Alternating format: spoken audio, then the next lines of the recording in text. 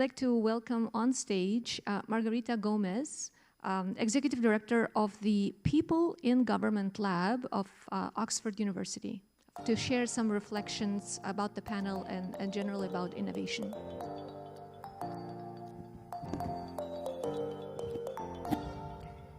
Hello, everybody. Now I understand the nervous that Won Chong has at the beginning. Being here in the front is very, it makes you feel very nervous. I'm going to start first asking just to make people awake a little, asking how many of you would like to do exercise every day? Will you raise your hand? Exercise every day. How many of you did exercise today? Okay, we have like 80%, 90% of you are really keen to do exercise every day, but just like 20% did today. And I don't want to shame you, but that is what behavioral science does, and the insight of behavioral science help us to understand why our intentions are so far of our actions. And we want to do exercise, we want to eat well, we want to lead this transformation of the organizational transformation, but there are many barriers or challenges that are going to happen in our day-to-day. Barriers that have to be with process, procurement, laws, barriers that have to be with the human challenges that we face day-to-day. As it was mentioned in the introduction, I lead the People in Government Lab at the Oxford University, and the purpose of the People in Government Lab is to understand public employees' behaviors and how can the insight of behavioral science can help us to boost organizational transformations, help us to increase performance of the organizations and the well-being of public employees. The main reason of this lab, the origin of this lab was because in 2017 we were discussing about what was needed to improve governments. And we saw that there were a lot of institutional reforms happening, like we go to Mexico, to Ghana, to Brazil, to Singapore. Many institutional reforms happened. A lot of new public policies with theory of change, with very clear KPIs, and sometimes we see that we weren't achieving the outcomes that we wanted to achieve. And why? Because we were missing to look the most important thing that we have been talking the whole day today, and maybe you can say is the human factor.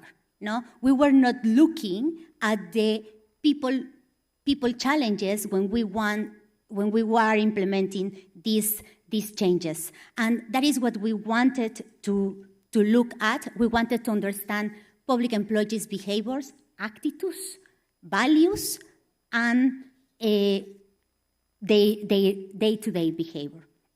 And I would like to share a couple of insights and what we have learned in the work that we have done connected with the behavioral science, with institutional reforms, with also improving well-being and performance of public employees. And this is very connected with what Jeff, Christine, and Safdar were highlighting. The importance of leadership, the importance of changing mindset, the importance of having incremental changes, and the people factor. At the first one, I would say, and this is something that we say always in behavioral science, is like the messenger matter. The messenger matter, and people are looking to role models. And here is very important the leadership factor and the leadership, the role of leaderships when we are trying to run and change organizations. And to have innovation in governments, we need to have in organizations more agile, flexible, to have speed. And to do this, we need also different type of leaders that allows this to happen and that also allows inclusivity in the decision-making process. The second factor that we have seen that is very important when we want to implement new transformations and to do behavioral change is mindset. And Jeff mentioned this, and also Macena in the morning mentioned about how it's important to change mindset. But what it means, and my work as a behavioral scientist, is to make this more tangible for all of you, what it means in practice. How can we really make this applicable in the day-to-day? And we have developed a framework that is called the DTLA framework, that is design. We design public policies, we design interventions, we design new rules, we test them. And testing, when we test something, we are recognizing that we don't know the answer, that we don't know the final outcome. So we become humble, and we test the new policies or interventions that we are implemented. We learn in the process, and then we adapt. And the learning process, that is something that I have been talking a lot with governments. That happens not just at the end of the project, or at the end of the intervention, at the end of the randomized control trial or the experiments that we are doing. The learning is happening in the whole process. And then we adapt, because maybe it wasn't the best idea at the beginning, and we change, and this is a continuous, and this is interactive. This is what we call applying experimentation and human-centered design. And I think that my colleagues from IDEO, they are here, and they have been working on this, how can we implement the design thinking and the human-centered design in the whole process of innovation and changes. The third is the incremental change, and it was also mentioned in the panel, the incremental change. Small changes matter. And one of the mistakes that we have seen when governments and organizations are trying to run institutional reforms is that they want to do everything at once and everything fast. And this resonates to all of you. And when I was in government running the police reform in Mexico, that we needed to make a reform of the police, and we needed to do that yesterday. So, I mean, this is a temptation that we all have when we are in government, but we need to work with that. We need to take a little more of time to think, what are the small changes that can be done that can have a huge impact on the organizations that we are trying to change? And that requires time. That requires to stop. Someone said, I think that the person that gave the remarks, they say like stopping and looking at the window. I think that sometimes that is needed. How can we identify what is the incremental change and the small change that can generate biggest challenges? And the last one, and I kept the last one, not because it's the least important, but it's because I wanted to just go a little deeper, is the human factor. And I remember my first conversation with Susan, and I think that we resonate a lot. We say, yeah, it's the human factor. And that is what we do at the People in Government Lab. And the human factor, understanding what motivates people. And I think that it's easier to just say and claim that people matters. I think that what is difficult, and this is the gap of wanted to go to the gym and going to the gym, we want to change, to really recognize that people matter, and we are talking, and governments, organizations do that, but how we walk the talk. And I think that to do that, we really need to put people at the center. We need to look at the well-being of our employees. We need to look at what are giving them autonomy, trust, and also like recognizing the meaning of the work.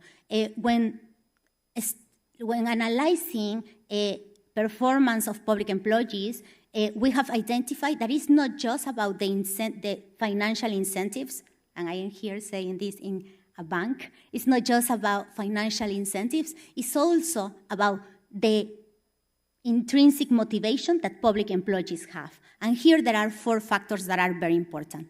Giving autonomy, and this is connected with the first point that I brought to the conversation, that is having also a different type of leadership. The second one is the meaning. Why are we doing the work that we are doing? All of you that work in a bank that is committed with making social change, you are really committed to creating a difference in the world. So why is my work important? The third one is related with the social impact that I can have. And when I work with public employees, this is very important. Sometimes it's not possible to make an increase of the salary, but we can recognize that the work in other ways. And the final one is autonomy. We have been talking a lot about autonomy, and autonomy is very relevant when we talk about improving public employees' motivation. And so I think that this is like a very brief summary of all the topics that has been highlighted in the panel, in the conversation today, and just an invitation to think on how can we change leadership, how can we visualize in a different way a mindset, how can we adopt a different mindset, how can we visualize institutional change through incremental changes, and how can we really put people in the center of the transformation of the organizations. Thank you.